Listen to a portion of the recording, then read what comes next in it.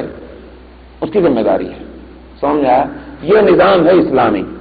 بالفرض اگر اس خاندان کے اندر کوئی آدمی اہل نہیں ہے کہ جو اس بیچارے کی پرورش کر سکے، اسلامی اسٹیٹ کی ذمہ داری ہے کہ حکومت کی یہ ذمہ داری ہے کہ ایسے فرد کی جو ہے وہ پوری تربیت اور پوری پرورش اور اس کی تعلیم اور کھانے اور پینے کے پورے اخراجات کی ذمہ داری حکومت کی ہے.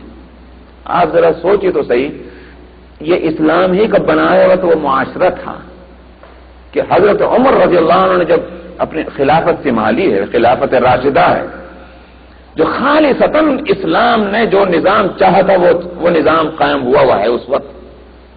تو دنیا میں ایسی کوئی مثال ہے اس کے بعد یا اس سے پہلے کہ جو بچہ مملکت اسلامیہ کے اندر پیدا ہوا خلافت فاروقی میں، اور مملکت اسلامیہ کا لفظ جب بول رہا ہوں تو آپ کو سمجھ لینا چاہیے کتنی بڑی تھی مملکت. عمر فاروق رضی اللہ عنہ کے زمانے میں مملکت اسلامیہ کی حدود کتنی تھی؟ رشیا بھی نہیں اس کے مقابلے میں. آج سمجھ آیا؟ کہاں؟ ساؤتھ میں چلیے تو یمن، نارتھ میں جائیے تو آپ کا جو بارڈر آ گیا ہے اس کا ترکی سے بھی، ترکی کا اور یوں کہ یہ رشیا کا قریب کا وہ بارڈر آ گیا ہے. اور مشرق میں جائیے تو یہ پرشین جو ہے گلف یہ آ گیا ہے، اور ویسٹ میں جائیے تو افریقہ کو شامل کر لیجیے. سمجھ آیا؟ نارتھ افریقہ یہ سب اس میں شامل ہے. اتنی بڑی مملکت اسلامیہ کے لیے قانون یہ بنا جو بچہ پیدا ہوگا اس کے جو ہے وظیفہ، اس کا وظیفہ بیت المال سے ادا ہوگا. 2 سال تک ماں کو اس کا وظیفہ بیت المال سے دیا جاتا تھا. سمجھ میں آیا؟ اور 200 درہم کا وظیفہ. کوئی مثال ہے اس کی؟ یہ معاشرہ بنایا تھا اسلام نے. حکومت ذمہ دار ہے اس واسطے ہر آدمی بڑے آرام کے ساتھ زندگی گزار رہا تھا. سمجھا؟ کوئی پریشانی نہیں تھی، کوئی کام نہیں کر سکتے، معذور ہے، بچہ پیدا ہو گیا اس کو پرورش، اس کو دودھ پلانا ہے، کہاں سے؟ بیت المال سے خرچہ آ رہا ہے، خرچہ وہاں سے آ رہا ہے. تو اس لیے میں نے کہا کہ پہلے اس نظام کو قائم کرو، پھر اگر کوئی بات اٹکتی ہے تو قرآن پر اعتراض کرو. مگر معاشرہ خراب ہو ہمارا، قرآن پر اعتراض ہو. سمجھ میں آیا؟ تو اس لیے کیا ہوا؟ نمبر 1. نمبر دو یہ ہے کہ یہ صورت کیوں بناتے ہو کہ شاید پوتا بیچارہ مظلوم ہے کہ باپ کا انتقال ہوا. ٹھیک ہے، باپ کا انتقال ہوا، باپ کا ترکہ ملا کہ نہیں ملا؟ اس کو نہیں آئی سمجھ میں؟ باپ کا جب انتقال ہوا اس کا ترکہ ملا کہ نہیں ملا؟ لیکن آج جب دادا کا انتقال ہو رہا ہے تو کیوں کہتے ہو کہ یہ مظلوم ہے؟ یہ نہیں، جواب کے طور پر ہم کہہ رہے ہیں اس کو تو باپ کا ترکہ مل چکا ہے. اب جس کا انتقال اب ہو رہا تو اس کی اولاد کو ملے گا، جیسے اس کے باپ کے انتقال کے وقت یہ اولاد تھا تو اس کو ملا. تو مثال کے طور پر میں کہتا ہوں کسی کا نام ہے زید کا بیٹا ہے، اس کا نام ہے عمر کا بیٹا ہے، اس کا نام ہے خالد. جب عمر کا انتقال ہوا تو خالد کو ترکہ ملا کہ نہیں ملا؟ ملا ہے. تو جب زید کا انتقال ہے تو زید کے بیٹے کو ملنا چاہیے. زید کے پوتے کو کیوں دلوا رہے ہیں؟ تو بیٹوں کو ملے گا، وہ حقدار ہے. یہ ہے قرآنی اصول. تو میں نے کہا کہ یہ حدود کہلاتے ہیں. حدود کے خلاف کرنا اللہ کو بالکل ناپسند ہے. تو وہ الگ بات ہے، وہ تو مالک ہے. مالک تو سارا اپنا ایک داغ ایک کو دے گا تو اس میں کوئی اشکال نہیں. سوال قانون کا یہ ہے حقدار کون ہے. سمجھ میں؟ اب آپ کوٹ پہنے ہوئے ہیں، آپ کو لاکھ سردی لگے مگر آپ کہیں نہیں صاحب میں سردی برداشت کر لوں گا، میں تو کوٹ دے رہی ہوں. کر سکتے آپ؟ کون روک سکتا ہے آپ کو؟ لیکن یہ کہ کوئی شخص سوال تو اس کا ہے کہ یہ کوٹ ہے کس کا؟ کہا جائے گا آپ کا. تو یہاں قانون کی بات یہ ہے کہ یہ حقدار کون ہے، یہ نہیں ہے کہ مت دینا اس کو. اسی واسطے سورہ نساء کے اندر وہ ایک آیت بھی ہے، علماء نے اس کو بھی پیش کیا، وہ آیت وہی ہے وَإِذَا حَضَرَ الْقِسْمَةَ أُولُو الْقُرْبَى وَالْيَتَامَى وَالْمَسَاكِينَ فَارْزُقُوهُم مِّنْهُ. فرمایا کہ یہ جو قانون ہے تقسیم وراثت میں وہاں تو یہ حق اس کا ہے، لیکن قرآن نے یہ بھی تو حکم دیا کہ جو بیچارے غریب ہوں ان کا خیال رکھنا خاندان کے اندر. کم منع کیا قرآن نے کہ پوتے کو مت دینا؟ سوال ہے حق کا. مگر یہ کہا گیا ورثاء کو چاہیے کہ اگر پوتا بیچارہ غریب ہے تو پوتے کو اپنے حصوں میں سے نکال کر اس کو دیں تھوڑا. یہ بھی تو قرآن نے کہہ رکھا ہے، مگر اس کو لپیٹ دیتے ہیں. تو یہ ہے سورۃ بارہ میں حدود پر بول رہا تھا. یہاں فرمایا کہ والحافظون لحدود اللہ، اللہ کے حدود کی حفاظت کرنے والے ہیں. وبشر المؤمنین، اور فرمایا خوشخبری سنا دیجیے ایمان والوں کو. ما كان للنبي والذين آمنوا ان يستغفروا للمشركين ولو كانوا اولي قربى. فرمایا کہ نبی کے لیے مناسب نہیں ہے اور اسی طرح ایمان والوں کے لیے کہ وہ مغفرت چاہیں مشرکین کی اگرچہ وہ ہوں رشتہ دار. من بعد ما تبین لهم انهم اصحاب الجحیم، بعد اس بات کے کہ کھل گئی ہے ان کے لیے یہ بات کہ یہ جہنم والے ہیں. کون؟ مشرکین. تو یہ آیت نازل ہوئی، جبکہ اس سے پہلے وہ آیت آ چکی ہے کہ ولا تصلی علی احد منهم مات ابدا ولا تقم علی قبره، کہ منافقین جو ہیں ان کی جنازے پر نماز نہ پڑھیں. روکا گیا تھا نا پیچھے، تو اس مناسبت سے یہ آیت آئی. لیکن مفسرین کہتے ہیں کہ یہ آیت بھی مکی ہے اور اس کا نزول ہوا کب؟ جب ابو طالب کا انتقال ہوا، آپ کے چچا کا. ابو طالب کا انتقال ہوا تو نبی کریم صلی اللہ علیہ وسلم نے ان کی بیماری میں چاہا اس بات کو کہ چچا کے احسانات میرے اوپر بہت ہیں، اس لیے کہ ساری برادری کا مقابلہ کر رہے تھے چچا اپنے بھتیجے کی حمایت میں. یہ سب کے اس میں کوئی شک نہیں کہ بڑی قربانیاں ہیں ابو طالب کی، اس میں کوئی شک نہیں. تو نبی کریم صلی اللہ علیہ وسلم کی خواہش یہ تھی کہ اب ان کا وقت آخر ہے، اگر یہ اسلام قبول کر لیں، کلمہ پڑھ لیں، تو مجھے اللہ میاں سے کچھ کہنے کا موقع مل جائے گا، سفارش کرنے کا. چنانچہ آ کر کے اور عرض کیا کہ چچا جان میری بات مان لیجیے، کلمہ پڑھ لیجیے لا الہ الا اللہ محمد، مجھے اللہ سے کچھ کہنے کا موقع ہوگا، میں دعا کروں گا. مگر ابو جہل بیٹھا ہوا. جیسے ہی سنا ابو جہل نے کہنے لگا ابو طالب عبد المطلب کا دین چھوڑو گے؟ نبی کریم صلی اللہ علیہ وسلم کو بہت تکلیف ہوئی، لیکن آپ نے تھوڑی دیر کے بعد پھر کہا چچا جان کلمہ پڑھ لیجئے اور مجھے موقع دیجئے کہ میں اللہ سے کچھ کہوں. ابو طالب ذرا خاموش ہوئے تو پھر ابو جہل نے ایک چوکا دے دیا. وہی بات ہے، ہدایت اللہ کے اختیار میں ہے. ابو طالب نے کلمہ نہیں پڑھا اور یہی جواب دیا کہ میں عبد المطلب کے دین پر ہوں، اور اسی میں انتقال ہو گیا. نبی کریم صلی اللہ علیہ وسلم نے کہا کہ میں ان کے لیے دعائے مغفرت کرتا رہوں گا جب تک مجھے اس سے روکا نہ جائے. تو آیت نازل ہوئی. یہ آیت بعض مفسرین کے نزدیک اسی متعلق ہے. نبی کے واسطے اور اہل ایمان کے واسطے مناسب نہیں ہے کہ وہ مغفرت چاہیں مشرکین کی اگرچہ وہ رشتہ دار ہوں.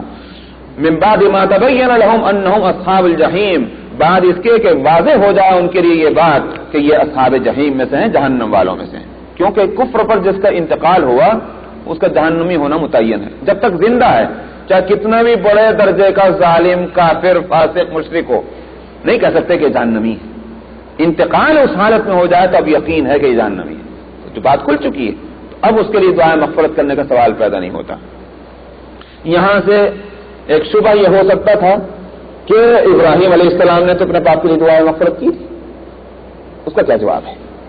ابراہیم علیہ السلام نے لا استغفرن لک، یہ خود سورہ ممتحنہ کے اندر ہے کہ حضرت ابراہیم علیہ السلام نے اپنے باپ سے جس کا نام آذر ہے، وَإِذْ قَالَ إِبْرَاهِيمُ لِأَبِيهِ آذَرَ أَتَتَّخِذُ أَصْنَامًا آلِهَةً إِنِّي أَرَاكَ وَقَوْمَكَ فِي ضَلَالٍ مُبِينٍ. وہ آیت جو ہے سورہ انعام میں، اس میں یہ ہے کہ ابراہیم علیہ السلام نے اپنے والد آذر سے کہا کہ آپ جو ہیں ان بتوں کو، پتھر کے بتوں کو معبود بنائے ہوئے ہیں. مجھے تو آپ اور آپ کی پوری قوم کا طریقہ غلط معلوم ہوتا ہے. تو ابراہیم علیہ السلام کے والد آذر بت پرست ہیں اور بت فروش، یہی کاروبار ان کا ہے، بت بنا کر بیچنے کا، پتھر کے بت. ان کے لیے بھی بہت کوشش کی حضرت ابراہیم علیہ السلام نے، مگر ایمان نہ لائے.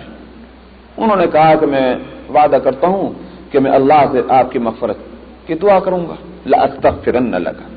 یہ تو یہاں اس سوال کا جواب ہے کہ یہ سوال اگر ہو کہ ابراہیم علیہ السلام تو دعا کرتے تھے تو اللہ میاں کیوں روک رہے ہیں؟ اس کو فرماتے ہیں کہ وما كان استغفار ابراہیم لأبیہ الا عن موعدۃ وعدها ایاہ، کہ ابراہیم کا استغفار اپنے باپ کے لیے صرف اس وعدے کی وجہ سے تھا کہ جو وعدہ انہوں نے کیا تھا اپنے والد سے. لیکن وہ بھی کب تک؟ فلما تبین له انه عدو للہ تبرأ منه، جب ابراہیم علیہ السلام کے لیے بات واضح ہو گئی یہ اللہ کا دشمن ہے تو اس سے بے تعلق ہو گئے. تبرأ منه، تو انہوں نے دعائیں مغفرت نہیں کی. اس کے معنی کیا ہوئے کہ اگر کوئی کافر زندہ ہے اور اس کے زندہ رہنے تک اگر اس کے لیے دعا کی جائے تو جائز ہے. کیوں؟ اس دعا کا حاصل یہ ہوگا اے اللہ اس کو ہدایت کی توفیق دے دے کہ جس کی وجہ سے مغفرت کا مستحق ہو جائے. لیکن جب یہ بات معلوم ہو گئی کہ کفر کی حالت میں اس کا انتقال ہوا تو وہی من بعد ما تبین، جب کھل گئی یہ بات کہ یہ اللہ کا دشمن ہے، تبرأ من ابراہیم علیہ الصلوۃ والسلام پھر بے تعلق ہو گئے، پھر دعائیں مغفرت نہیں کی. یہ ہے حقیقت ابراہیم علیہ السلام کے عمل کی.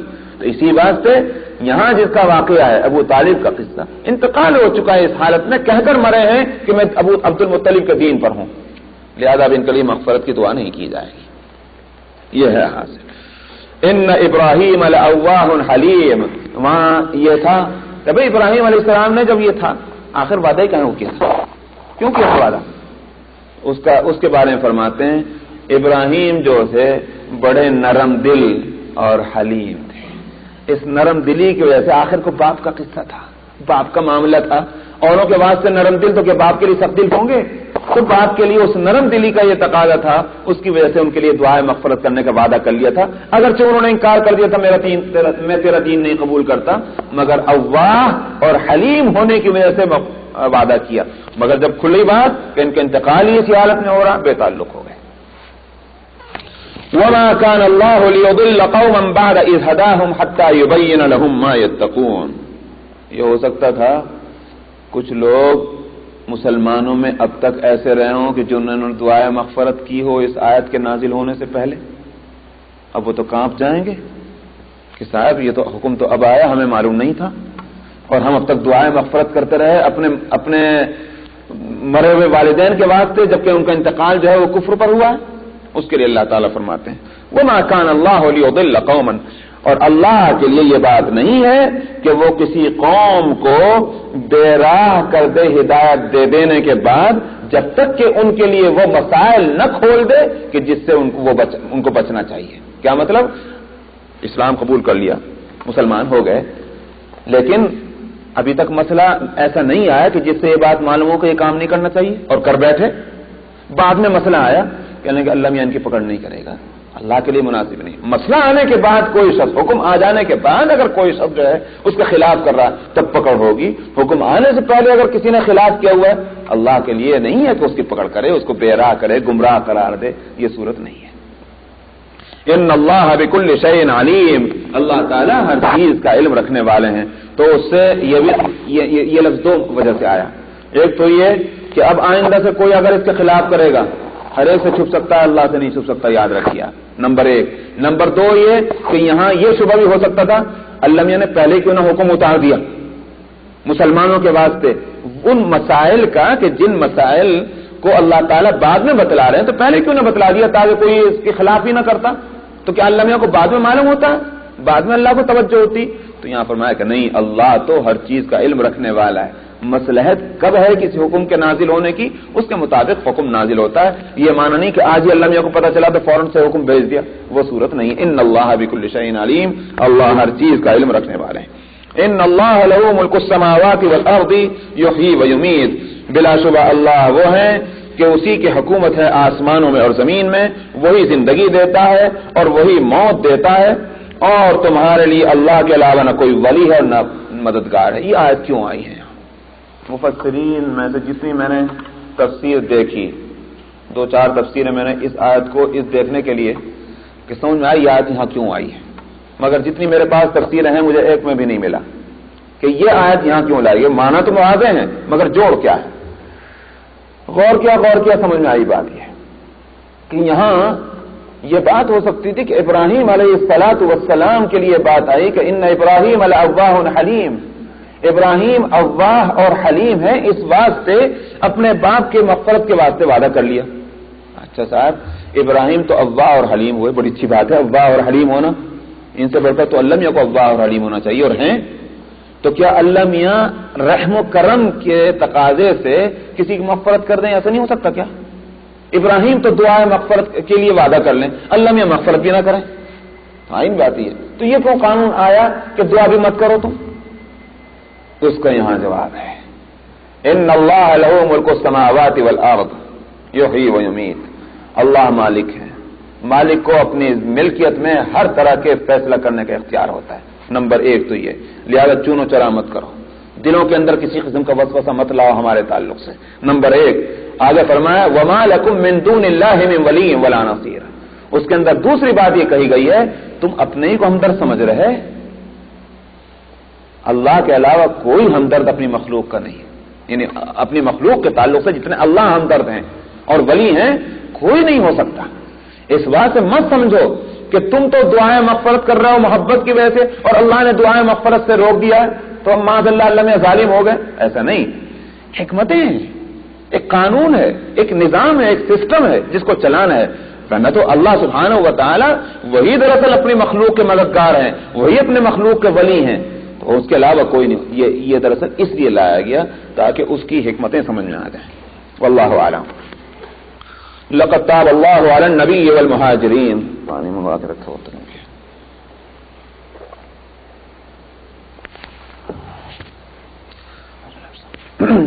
لقد تاب اللہ علی النبی والمہاجرین والانصار.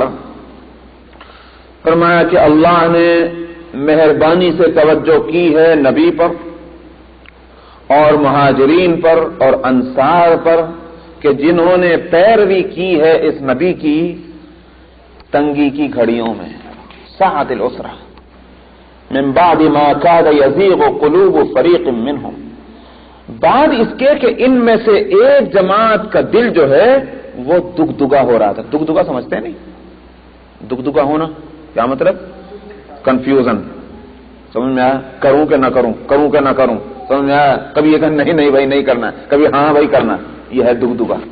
یزیغ، زیغ کہتے ہیں میل کو. جیسے لوہے کے اوپر ایک زنگ سا آ جاتا ہے نا، یا اس کی پالش جو ہے تھوڑی سی کہیں سے اتر جائے، یہ زیغ. من بعد ما كاد يزيغ قلوب، جبکہ ان کے دل کے اندر تھوڑا سا دگدگا، تھوڑا میل آ گیا تھا، مطلب وہ بات صاف نہیں آ رہی تھی دل کے اندر، وہ مراد.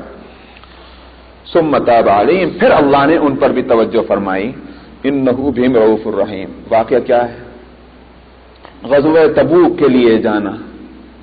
ساعت العسرہ اس لیے کہا گیا کہ جب میں اس غزوے کا ذکر کر رہا تھا تو میں نے وہاں بھی بتلایا تھا اس وقت کہ مدینہ منورہ کے اندر حالات جو ہیں وہ ایسے ہیں کہ مسلمانوں کے ہاتھ پلے پیسے نہیں ہیں، کھیتیاں بالکل تیار ہیں، اور کسان جو ہے اس کے لیے بڑا نازک وقت ہوتا ہے.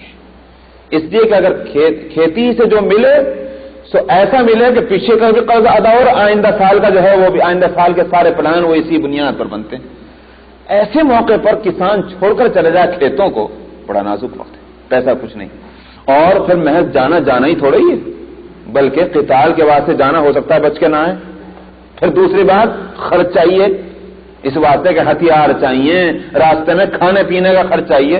میں وہ اس وقت وہ صورت ہوئی تھی کہ حکومت اسلامیہ اتنی مرتب اور اتنی منظم تھی کہ باقاعدہ ملٹری موجود ہے اور ان کی تنخواہیں دی جا رہی ہیں، ان کا خرچہ دیا جا رہا ہے، ان کے ہتھیار مہیا کیے جا رہے ہیں. یہ صورت تھی اس وقت. تو یہی صحابہ یہی اپنے جیب سے خرچ کر کے اپنے ہتھیار خریدیں، اپنی جیب سے ساری ضرورت کی چیزیں جو ہیں وہ خریدیں اور تب چلیں.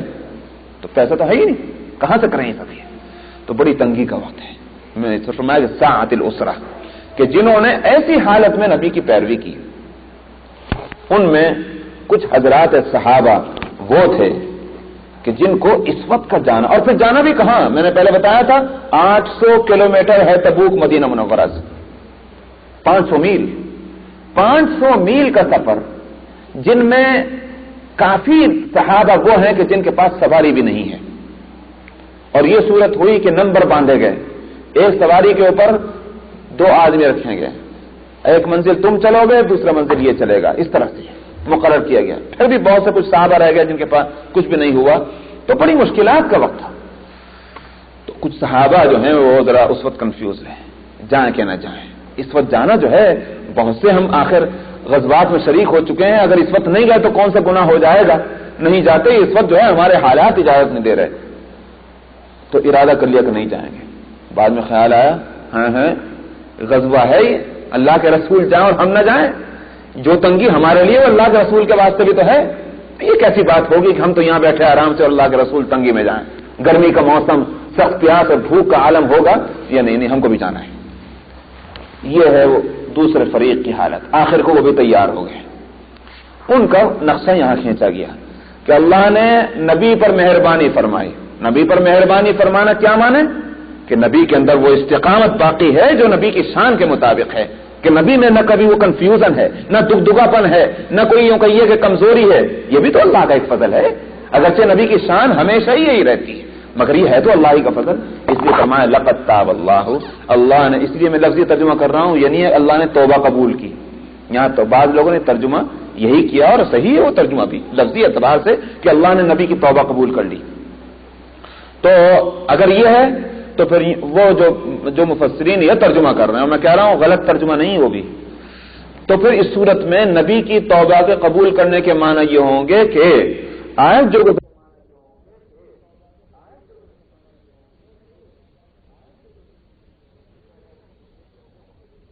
ان کی توبہ کو قبول, ان کے عذر کو قبول کیا. ذرا رہنے دیتے کھلتی بات ان کی کہ واقعتاً یہ کتنے مخلص ہیں اور کتنے منافق ہیں. کھلنا چاہیے تھا اس کو. آپ نے کیوں توبہ قبول کی, ان کے عذر کو قبول کیا؟ تو اللہ کے رسول کی تو اتنی بات بہت بھاری ہے. اللہ میں یوں فرما دے اے نبی تم نے یہ کیوں کیا, تو یہی بات نبی کے لیے بہت بھاری ہے. تو ظاہر ہے کہ نبی نے اس پر توبہ کی ہوگی, استغفار کیا ہوگی, جیسا کہ حدیث میں آتا ہے, بخاری شریف کے اندر بھی حدیث ہے. نبی کریم صلی اللہ علیہ وسلم نے فرمایا انه لیغان قلبی انه لیغان علی قلبی فاستغفر اللہ 100 مرۃ کل یوم او کما قال علیہ السلام, کہ میرے دل پر بھی غین, وہی جو یہاں لفظ آ رہا یزیغ, یہ تو زیر ہے اور وہاں غین. غین کے معنی ایسا ہے جیسے سمجھیے آپ سفید کپڑے کے اوپر کوئی گرد پڑ جائے, گرد آ جائے تو کیسا ہوتا ہے وہ, اس کی سفیدی تھوڑی سی ہلکی پڑتی ہے اس جگہ سے, اس کو کہتے ہیں غین. انه لیغان علی قلبی فاستغفر اللہ 100 مرۃ فی کل یوم او کما قال, فرمایا کہ میرے دل پر بھی ایک غین آتا ہے, میں اللہ سے ہر دن 100 مرتبہ استغفار کرتا ہوں. تو ظاہر ہے کہ وہ کیفیت ہے جس کیفیت کو نبی ہی جانے کوئی نہیں جان سکتا, اس کیفیت کے اندر جب بھی کبھی کوئی فرق آتا ہے بشری تقاضے سے, نبی تو اسی کو اپنے لیے گناہ سمجھتے ہیں اور اس کے لیے اللہ سے مغفرت چاہتے ہیں. ایک بات, ایک ترجمہ ہے جو محدثین کرتے ہیں. دوسرا ترجمہ اس سے بھی کہیں زیادہ نفیس جو مجھے پسند آتا ہے, اور وہ یہ کہ اللہ کی معرفت جو ہے اس کا سفر اس کی کوئی لمٹ نہیں ہے. اللہ کی ذات کی کوئی لمٹ نہیں ہے, تو اس کی معرفت اور اس کی محبت کے اندر سفر کی کیا لمٹ ہوگی؟ کون کہہ سکتا ہے کہ یہ ہے منزل اللہ کی معرفت کی, بس یہاں پہنچ کے اس سے آگے نہیں جانا؟ نہیں, نبی اور ولی سب کے لیے وہ راستہ کھلا ہوا ہے, برابر سفر جاری ہے. لیکن جتنا آگے بڑھے گا تو پیچھے کا درجہ تو اس سے نیچے ہوا نا, سمجھ میں آیا نہیں بات؟ تو نبی بھی جب آگے کے درجے پر پہنچتے ہیں تو پیچھے درجہ جو چھوڑ کر آئے ترقی کر کے, جب اس کا احساس ہوتا ہے تو استغفار کرتے ہیں کہ میں اس درجے پر کیوں تھا. سمجھ میں آیا نہیں بات؟ تو یہ ہے صورت. اسی واسطے کہا گیا مثلا حسنات الابرار سیئات المقربین, وہ بات اسی لیے کہی گئی ہے. مقربین اور ابرار یہ یوں کہیے کہ اللہ کے انہی راہ معرفت کے سفر کرنے والوں کے نام ہیں اپنے درجے کے اعتبار سے. ایک درجہ وہ ہے کہ اس پہ رہنے والوں کو ابرار کہا جاتا ہے, بر سے بنا ہے, اور ایک درجہ وہ ہے کہ اس سے آگے کے جن کو اس پہ پہنچ جانے والوں کو مقربین کہا جاتا ہے. سمجھ میں آیا نہیں بات؟ جیسے آپ نے نام سنا ہوگا غوث, ابدال, قطب, جیسے یہ نام ہیں, یہ بھی ایک ہیں ابرار اور مقربین. تو ابرار کا درجہ نیچے ہے, مقربین کا درجہ اوپر ہے. حسنات الابرار سیئات المقربین, جو ان کے ہاں نیکی ہے وہ ان کے ہاں برائیاں, اس لیے کہ وہ بہت اوپر ہیں. تو جو اوپر پہنچتا ہے وہ نیچے کے اس چھوڑے ہوئے درجے کو کیا سمجھتا ہے کہ میں وہاں کیوں تھا, تو اس پر استغفار ہوتا ہے. نبی بھی اس پر استغفار کرتے ہیں, اور اولیاء اللہ بھی جب سفر کرتے رہتے ہیں, اور سفر ان کا گھنٹہ گھنٹہ اور دن بدن چلتا رہتا ہے. تو یہاں میں عرض کر رہا تھا کہ نبی کے سامنے جب یہ بات آئی کہ اللہ تعالیٰ کو میری یہ بات کہ میں نے ان کا عذر قبول کر لیا ہے یہ پسند نہیں آئی, اس پہ بھی توبہ مانگی. اللہ تعالیٰ نے فرمایا توبہ قبول ہو گئی نبی کی. لیکن یہ اس صورت میں ہے جبکہ ترجمہ اس کا اسی طرح کیا جائے. میں نے تو ترجمہ بدلا تھا, میں نے بدلا تھا اس لیے کہ ساری بحث ہی نہ ہو. لفظی ترجمہ جو تابا یتوبو کے ہے وہ میں نے کیا. تابا یتوبو کا ترجمہ ہے کہ مہربانی سے توجہ کرنا. تو میں نے اسی لیے وہ ترجمہ کیا کہ اللہ نے مہربانی سے توجہ کی ہے نبی کی طرف اور مہاجرین اور انصار کی طرف. تو نبی کو استقامت حاصل ہوئی, ان کے صدقے میں مہاجرین اور انصار کو بھی عزیمت حاصل ہوئی کہ خوشی سے تیار ہو گئے غزوے میں جانے کے واسطے, حالانکہ بڑی تنگی کا وقت تھا. ان میں کچھ لوگ بے شک وہ تھے کہ جن کے دل میں دگدگا پیدا ہوا, آخر کو وہ بھی تیار ہو گئے, اللہ نے ان کے اوپر توجہ فرمائی. یہاں توجہ کا ترجمہ ہو تو بہت اچھا رہے گا, کوئی اس میں الجھن نہیں پیدا ہوتی. انہ بہم رؤوف الرحیم, فرمایا یہ اللہ کی مہربانی کی بات ہے. یہ بڑا عجیب لفظ ہے, واقعہ یہ ہے کہ بڑا عجیب لفظ ہے. انہ بہم رؤوف الرحیم, اللہ بڑے مہربان ہیں ان کے اوپر کہ جو ان کے اوپر ان کو اس بات کی توفیق دی. یہ استقامت سمجھتے ہیں؟ استقامت کیا مطلب؟ کتنی بھی مشکل پیش آ جائے یہ کام کرنا ہی ہے, سمجھ میں, اس کو کہتے ہیں استقامت. اسی واسطے قرآن شریف میں فرمایا کہ کیا ہے وہ, ان الذین قالوا ربنا اللہ ثم استقاموا تتنزل علیہم الملائکۃ الا تخافوا ولا تحزنوا وابشروا بالجنۃ التي کنتم توعدون. جنہوں نے یوں کہا کہ ہمارا رب اللہ ہے اور پھر وہ اس پر مستقیم ہو گئے, یعنی جم گئے. اب اس کے خلاف کوئی بات نہیں, رب اللہ ہے یہ کہہ دیا, تب یوں نہیں کہ یہاں جھانک وہاں جھانک, ذرا یہاں کچھ اپنے کو کمزور کر لینا, وہاں انہوں نے کہا یہاں $10 کا نقصان ہو رہا ہے, یہاں $50 کا نقصان ہو رہا, ٹھیک ہے ہم اس کو یہ نہیں. ثم استقاموا کے معنی یہ ہے کہ زندگی بھر کا نقصان گوارا مگر ربنا اللہ اس لفظ پر آنچ نہ آنے پائے, یہ ہے مطلب اس سے. ثم استقاموا, فرمایا تتنزل علیہم الملائکہ, ان کے اوپر جو ہے رحمت کے فرشتوں کا نزول ہوتا ہے, جو یوں کہتے ہیں ڈرو مت, خوف نہ کھاؤ, غم نہ کرو, اللہ تخافوا ولا تحزنوا, برابر ان کو وابشروا بالجنۃ التي کنتم توعدون, وہ روزانہ کے اترنے والے فرشتے خوشخبری سناتے رہتے ہیں ان کو, خوشخبری حاصل کرو جنت کی جس کا تم سے وعدہ کیا ہوا ہے. استقامت بڑی چیز ہے. تو یہ استقامت بھی اللہ کی طرف سے ایک نعمت ہے جن بندوں کو حاصل ہو جائے. اس لیے فرمایا انہ بہم رؤوف الرحیم. اس واسطے جو ہم میں سے اول تو ہم لوگوں کو کہاں توفیق, بڑوں کا بڑا درجہ, ہمیں کہاں وہ بات نصیب, لیکن اگر نیکی کی کہیں توفیق ہو رہی ہے اللہ کا شکریہ ادا ہونا چاہیے اس پر. اے اللہ آپ کا شکریہ کہ آپ نے مجھے اس نیکی کی توفیق دی, یہ آپ کی مہربانی ہے, اگر آپ مجھے توفیق نہ دیتے میں کہاں جاتا. سمجھ میں آیا؟ انہ بہم رؤوف الرحیم. اس لیے فرمایا کہ یہ نہ سمجھ بیٹھے کہ ان کا کوئی کمال ہے. اللہ اکبر, ایسی ساعت اسرا میں جو جان کی بازی لگانے چلے ہیں ان کو بھی کہا جا رہا ہے کہ ٹھیک ہے ہم قدر کرتے ہیں تمہارے اس قربانیوں کی, مگر دیکھو اس بات سے تمہارا ذہن خالی نہ ہو کہ اس میں بھی ہماری مہربانی شامل ہے کہ ہم نے تم کو استقامت بخشی. انہ بہم رؤوف الرحیم. وعلی الثلاثۃ الذین خلفوا, نہیں صاحب یہ آیت جو ہوگی اگلے ہفتے انشاءاللہ, اس لیے کہ وقت نہیں ہے. من الشیطان الرجیم. بسم اللہ الرحمن الرحیم.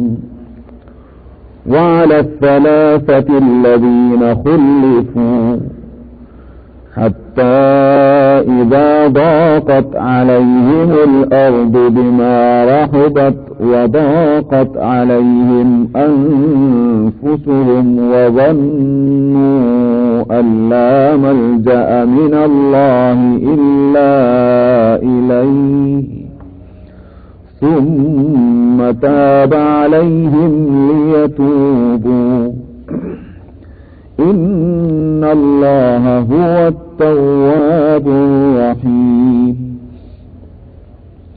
يا أيها الذين آمنوا اتقوا الله وكونوا مع الصادقين.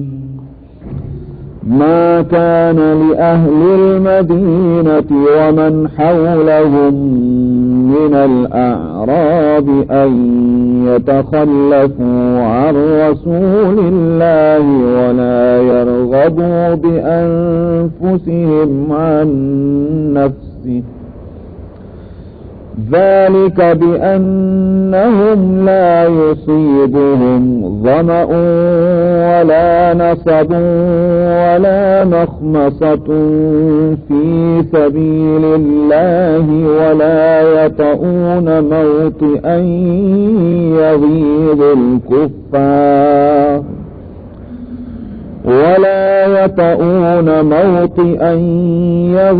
الكفار ولا ينالون من عدو نيلا إلا كتب لهم به عمل صالح إن الله لا يضيع أجر المحسنين ولا ينفقون نفقة صغيرة ولا كبيرة ولا يقطعون واديا إلا كتب لهم ليجزيهم الله أحسن ما كانوا يعملون وما كان المؤمنون لينفروا كافة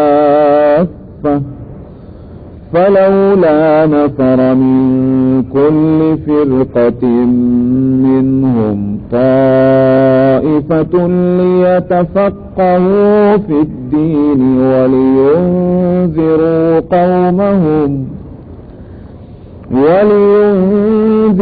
قومهم إذا رجعوا إليهم لعلهم يحذرون يا أيها الذين آمنوا قاتلوا الذين يلونكم من الكفار وليجدوا فيكم غلظة واعلموا أن الله مع المتقين صدق الله العظيم.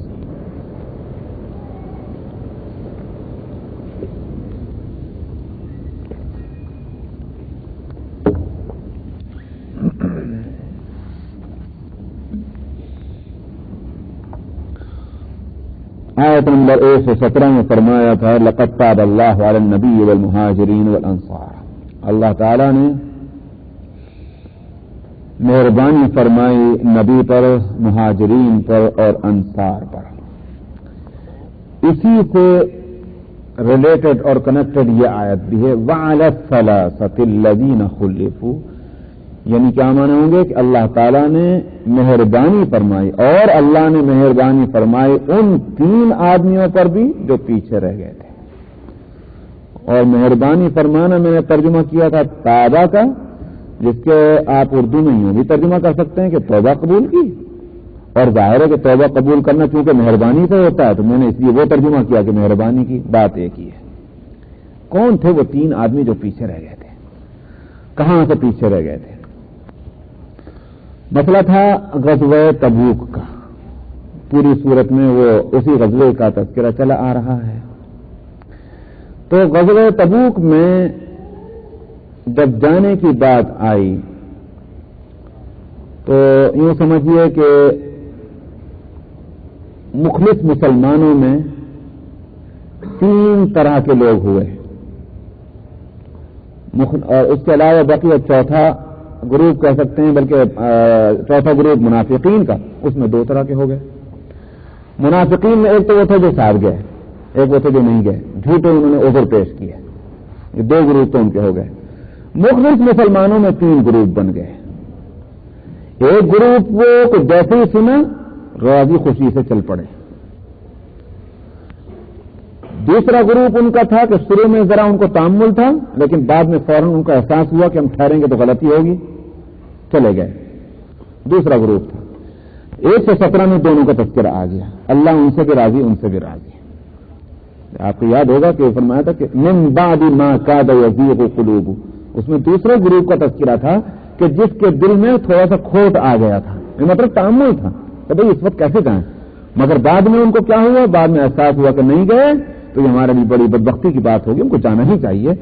تو وہ خیال جو آیا تھا نہ جانے کا وہ نکل گیا اور چل پڑے، 2 گروپ ہو گئے مخلص۔ تیسرا گروپ جو تھا وہ صرف 10 آدمیوں پر مشتمل تھا مخلص صحابہ کے اندر کہ جو نہیں گئے، جبکہ یہ غزوہ وہ تھا کہ اس کے اندر 2 باتیں تھیں عام غزوات سے مختلف۔ ایک تو یہ کہ اور غزوات میں اعلان عام نہیں ہوا کرتا تھا، یہ بھی صورت نہیں تھی کہ ہر ایک کو جانا ہے، بلکہ آپ کی طرف سے جو جانا چاہے جائے، یہ تھی صورت۔ یہ غزوہ پہلا غزوہ ہے کہ جس میں اعلان عام تھا کہ ہر ایک کو جانا ہے، نمبر 1 تو بات یہ ہوئی۔ اور نمبر 2 یہ ہے کہ اسی وجہ سے، چاہے اس کو نمبر 2 نہ کہیے، اسی سے نمبر 1 ہی میں اس کو شامل رکھیے، اسی وجہ سے اور غزوات کے اندر لسٹ بنتی تھی مجاہدین کی، کون کون جا رہا ہے بھائی، فہرست بنا کرتی تھی۔ اس غزوے کے اندر ہر ایک کو جانے کا حکم تھا، اس واسطے اس میں فہرست ہی نہیں بنی، کہاں تک بنائیں گے فہرست؟ چنانچہ جو صحابہ کا مجمع اس غزوے میں گیا ہے نبی کریم صلی اللہ علیہ وسلم کے ساتھ، اس کی تعداد ہے 30,000، 30,000۔ تو 30,000 حضرات صحابہ کا مجمع جو ہے مجاہدین کا اس جہاد کے لیے روانہ ہوا ہے، کوئی فہرست نہیں بنی۔ اور سفر بھی دور دراز کا ہے، تو میں پہلے ہی بتلا چکا ہوں، 800 کلومیٹر اور گرمی کا موسم۔ 10 صحابہ وہ ہیں کہ جو نہیں گئے، ان میں سے 3 جو ہیں جن کا اس آیت میں تذکرہ ہو رہا ہے۔ نبی کریم صلی اللہ علیہ وسلم واپس تشریف لائے غزوے سے، منافقین نے تو اگر جھوٹ بول دیا، ہمارا یوں تھا وہ تھا یوں تھا، قرآن شریف میں اس کا تذکرہ آ چکا ہے، ان پر لعن طعن کیا گیا۔ ان 10 صحابہ میں 7 صحابہ نے تو جا کر نبی کریم صلی اللہ علیہ وسلم سے عرض کر دیا، یا رسول اللہ ہم سے غلطی ہوئی، ہم معافی چاہتے ہیں، عذر تو یہ تھا بے شک مگر ہم سے غلطی ہوئی ہے۔ اور اس کے بعد یہ ہوا، جن میں ایک ابو لبابہ رضی اللہ عنہ بھی ہیں۔ ابو لبابہ رضی اللہ عنہ نے تو یہ کیا کہ نبی کریم صلی اللہ علیہ وسلم جب تشریف لائے اور دیکھا کہ آپ برابر لوگوں سے پوچھ رہے ہیں فلانا کیوں نہیں گیا تھا، فلانا کیوں نہیں گیا تھا، ابو لبابہ نے کہا کہ اوہو، تب اب کیا ہو، جرم ہوا ہے ہم سے۔ ابو لبابہ نے جا کر تو اپنے آپ کو ایک ستون سے باندھ دیا، پلر جو تھا مسجد کا اس سے لے جا کر باندھ دیا اپنے آپ کو کہ بس میں تو جب تک نہیں کھلوں گا جب تک میری معافی نہ ہو جائے۔ آج بھی جو لوگ حج کو جا چکے ہیں، مسجد نبوی میں حاضری دے چکے ہیں، وہاں انہوں نے دیکھا ہوگا وہ جو سفید پلرس ہیں جن کو روضۃ من ریاض الجنہ کہا جاتا ہے کہ ما بین بیتی و منبری روضۃ من ریاض الجنہ، میرے گھر اور منبر کے بیچ میں جو ہے وہ جنت کی کیاری ہے۔ اسی واسطے وہ منبر رسول صلی اللہ علیہ وسلم اور آپ کے قبر مبارک کے درمیان میں جتنے پلرس آتے ہیں ان سب کو سفید وہ سنگ مرمر سے جو ہے انہوں نے اس طرح ممتاز کر دیا۔ انہی پلرس میں ایک ہے استوانہ ابی لبابہ، اس پہ لکھا ہوا ہے، وہ وہی پلر تھا کہ جس سے ابو لبابہ نے اپنے کو باندھ دیا۔ تو بقیہ جو اور 6 تھے ان کی غلطی تو معاف ہو گئی۔ ابو لبابہ کا قصہ یہ ہوا کہ ابو لبابہ نبی کریم صلی اللہ علیہ وسلم نے فرمایا کہ خود کیوں باندھ دیا، اگر میرے پاس آتے اور معافی چاہتے تو کوئی دقت ہے کہ معاف ہو جاتے، لیکن اس نے اپنے آپ کو اللہ کے حوالے کر دیا۔ بہرحال پہلی آیت جب آئی لقد تاب اللہ علی النبی والمہاجرین والانصار، یہ آیت نازل ہوئی تو آپ نے حکم دیا کہ کھول دو۔ ابو لبابہ نے کہا کہ نہیں اللہ کے رسول خود ہی کھولیں تو کھلوں گا۔ بس نماز کے وقت کھلا کرتے یا استنجے کے وقت کھلا کرتے، کوئی کہہ تو بھائی نماز کے وقت آ گیا کھول دو، استنجے کے لیے جانا ہوتا کھول دو، باقی خدا کے کھڑے جاتے باندھ دو، تو یہ صورت تھی۔ آخر نبی کریم صلی اللہ علیہ وسلم نے خود جا کر ان کو کھولا تو وہ کھلے۔ 7 کا قصہ تو ہو گیا۔ اب 3 تھے جن میں ایک ہے کعب ابن مالک اور ایک ہے ہلال ابن امیہ اور تیسرا ہے مرارہ ابن ربیع رضی اللہ عنہم۔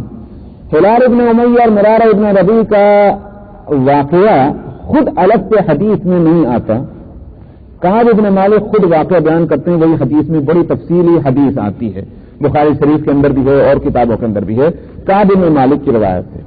اسی حدیث سے معلوم ہوتا ہے کہ دوسرے اور تیسرے آدمی جو تھے وہ ہلال ابن امیہ اور مرارہ ابن ربیع ہیں۔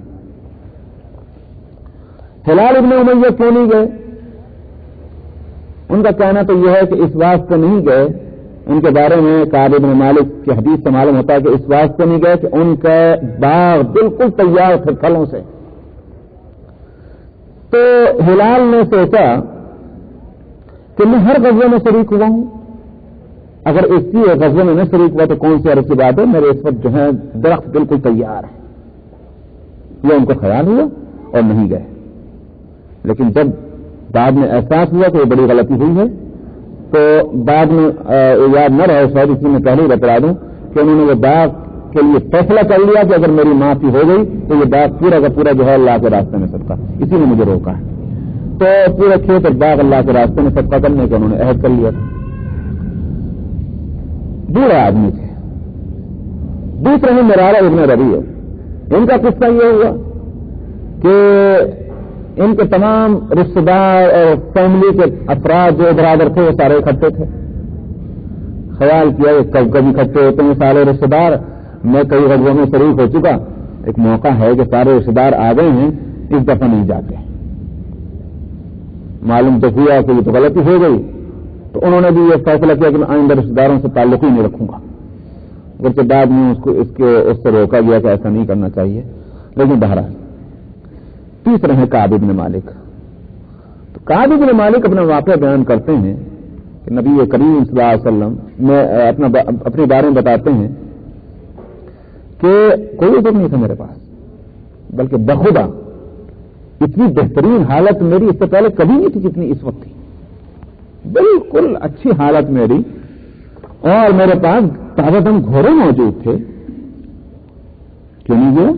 کہنے کی بس ایسی یہ ہوا کہ کوئی بات نہیں، میرے پاس تو گھوڑا موجود ہے اور میں کل کو چلوں گا تو نبی کریم صلی اللہ علیہ وسلم کو راستے میں پکڑ لوں گا۔ کل آئی تو ایک آدھا کام ایسے ہی لگ گیا، کہا کل چلیں گے۔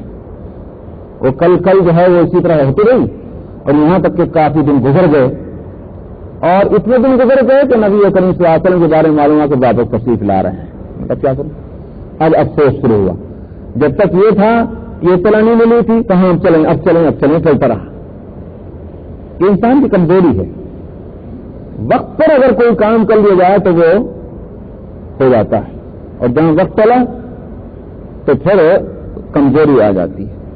اسی واسطے نماز کے تعلق سے حدیث میں آتا ہے کہ بہترین نماز جو ہے وہ ہے جو اپنے وقت کے اندر پڑھ لی جائے۔ تو ایک تو یہ کہ ابدیت کا تقاضا یہ ہے، اللہ کو یاد کرنے کا جیسے ہی وقت آیا تو پھر اللہ سے بہتر اور کون سی چیز ہے کہ میں اس کو یاد کرنے میں لگے اللہ کو چھوڑ کر، اللہ کو چھوڑا اور چیز میں لگے رہے، تو اس کے معنی تو وہی ہے جو قرآن شریف میں فرمایا کہ بل تؤثرون الحیات الدنیا، تم دنیا کی زندگی کو پرائرٹی دیتے ہو، والآخرۃ خیر وابقیٰ، حالانکہ آخرت جو ہے وہی بہتر ہے اور ہمیشہ رہنے والی چیز ہے، اس کو پرائرٹی دینی چاہیے۔ تو اللہ سبحانہ و تعالیٰ کے یاد کا وقت آئے دوسرے کاموں میں لگے، ایک تو واقعی وہی ہے کہ اختیار میں نہیں آدمی، وہ تو ایک الگ بات ہے، لیکن غفلت اور کوتاہی وہ ظاہر ہے کہ یہ غلط ہے۔ دوسری بات یہ ہے کہ وقت کے اندر اگر کوئی کام کر لیا جائے تو وہ ہو جاتا ہے ڈھنگ سے، اور آج اگر وقت سے ٹلا تو پھر اور ٹلے گا۔ چلیے اگر اس وقت کی نماز پڑھ لی، انہوں نے کہا دوسرے وقت کی نماز آئی وہ بھی ٹل جائے گی اپنے وقت سے، تیسرے وقت کی نماز آئی وہ بھی ٹلے گی، آہستہ آہستہ کیا ہوگا وہ بالکل ہی ٹل جائے گی، پھر قضا بھی نہیں پڑھی جائے گی۔ اپنے وقت پر کوئی کام کر لینے کی بڑی برکت ہے۔ تو وہی صورت ان صحابی کے ساتھ کعب ابن مالک کے ساتھ ہو رہی ہے۔ اگر چلے جاتے ٹل گیا، معلوم ہوا کہ نبی کریم صلی اللہ علیہ وسلم واپس تشریف لا رہے ہیں، اب افسوس شروع ہوا، ارے یہ کیا ہو گیا۔ کعب ابن مالک کہتے ہیں کہ یہاں تک کہ نبی کریم صلی اللہ علیہ وسلم مدینہ منورہ پہنچ گئے، جبکہ آپ کی عادت شریفہ تھی یہ اور اسی کے مطابق آپ نے کیا۔ آپ کی عادت شریفہ یہ تھی کہ جب آپ مدینے کے قریب پہنچ جاتے تو ایک دم مدینے میں نہیں گھسا کرتے تھے، مدینے کے باہر آپ پڑاؤ ڈالا کرتے تھے، رات میں نہیں پہنچتے تھے مدینے میں، اور رات وہیں گزار کر صبح کو آیا کرتے۔ اس میں مصلحت تھی. بہت سی مصلحتوں کے علاوہ ایک مصلحت یہ تھی گھر کے اندر رات میں. اب آپ اس ماحول امریکہ کے اس ماحول میں مت خیال کریں کہ یہاں جو صورتحال ہے کہ یہاں نہ دن دن ہے، نہ رات رات ہے، نہ سردی سردی ہے، نہ گرمی گرمی ہے. بھائی ایسا ہی حال، سہولتیں اتنی ہیں. لیکن ان ملکوں میں یا ان علاقوں میں کہ جہاں یہ صورت نہیں ہے تو رات میں اندھیرا بھی ہے. پھر یہ کہ گھر کے اندر عورتیں کس حالت کے اندر ہیں، وہ تیار ہیں اس بات کے لیے نہیں کہ اپنے مردوں کا وہ استقبال کر سکیں، ان کو ریسیو کر سکیں. وہ اس پوزیشن میں ہیں کہ نہیں کہ اپنے آپ کو اپنے مردوں کے سامنے اس حالت میں پیش کریں. ساری چیزیں ہیں. اس لیے نبی کریم صلی اللہ علیہ وسلم کی عادت شریفہ یہ تھی کہ مدینے کے قریب پہنچ کر باہر پڑاؤ ڈالا کرتے تھے، اور یہاں تک کہ مدینے والوں کو خبر ہو جاتی کہ آپ پہنچ گئے. تو جو صحابہ باہر ہوتے ان کی عورتوں کو بھی معلوم ہو جاتا. اسی طرح نبی کریم صلی اللہ علیہ وسلم کے بھی اہل بیت کو معلوم ہوتا تو وہ تیار ہو جاتے کہ صبح کو نبی کریم صلی اللہ علیہ وسلم تشریف لا رہے ہیں. یہ تھی بات. اور بھی مصلحتیں ہوں گی. پھر اس کے بعد جب آپ مدینہ منورہ میں پہنچتے تو پہلے آپ مسجد میں جایا کرتے. آپ کی عادت شریفہ یہ تھی کہ مسجد میں پہلے جاتے گھر میں جانے سے پہلے، اور 2 رکعت تحیۃ المسجد آپ پہلے پڑھا کرتے تھے، اور اس کے بعد آپ دوسرے کاموں میں لگتے. چنانچہ کعب بن مالک کہتے ہیں کہ اس کی عادت کے مطابق آپ نے